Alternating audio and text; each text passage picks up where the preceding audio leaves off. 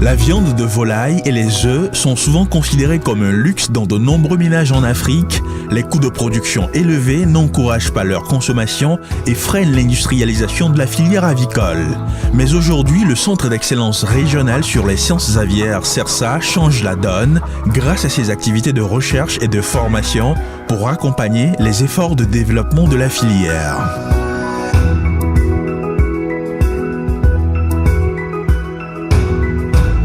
Journée au laboratoire pour ses étudiants en sciences aviaires, l'unique offre de formation universitaire et post-universitaire en Afrique de l'Ouest et centrale. L'école accueille des étudiants de différentes nationalités, ici à l'université de Lomé.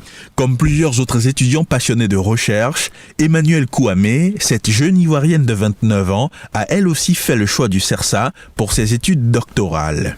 Mon arrivée au CERSA n'est pas du tout un hasard. C'est toujours dans le but de pouvoir me perfectionner dans le domaine de la recherche en aviculture que j'ai opté pour ce centre afin de pouvoir apporter quelque chose de nouveau dans le domaine des sciences aviaires en Afrique. Relever le défi de la modernisation de la filière avicole à travers la recherche scientifique, Emmanuel y croit beaucoup. Son camarade tchadien Dassidi y voit un besoin vital pour l'Afrique. Par le biais de la recherche, on peut trouver, n'est-ce pas, des solutions pour sans reste améliorer la production afin d'avoir une grande production qui puisse satisfaire, n'est-ce pas, les besoins des populations en protéines. Une formation déterminante donc pour les étudiants du CERSA. La qualité des formateurs y est pour beaucoup. Leurs origines diverses permettent aux étudiants de s'ouvrir sur le monde.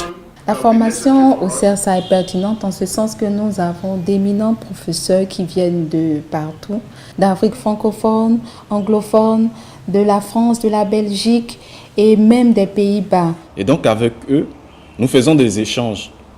Comment est-ce qu'ils font des recherches dans leur université? Et donc, suite à ces brassages, nous améliorons nos travaux. Le fait même de dédier tout un centre régional à l'aviculture montre déjà l'importance de ces secteurs dans le développement socio-économique. En Afrique, souvent on entend parler de la malnutrition. Et qui parle de la malnutrition parle de carence en protéines.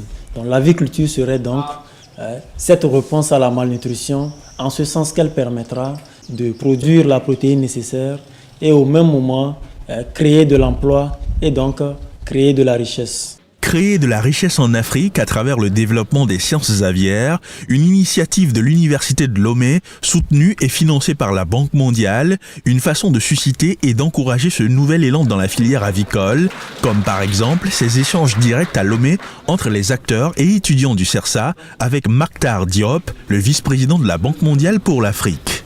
Il est clair que ce centre est pour nous un centre très très important. Chez nous, souvent la viande et le poulet sont des produits de luxe. Ça ne devrait pas être le cas.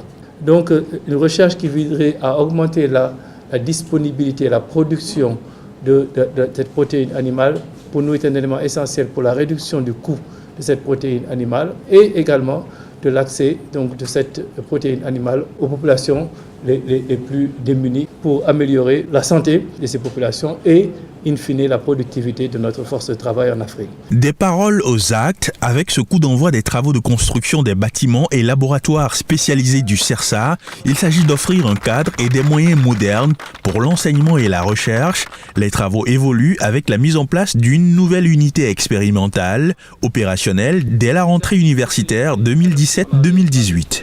Mais au-delà de l'assistance financière de la Banque mondiale, ce sont des partenariats tous azimuts que le CERSA noue avec des universités et des industriels régionaux et internationaux pour assurer son rayonnement. Si je prends les partenaires universitaires, c'est le transfert de connaissances, le renforcement de capacités, la production de compétences pour que le CERSA puisse avancer dans la sous-région.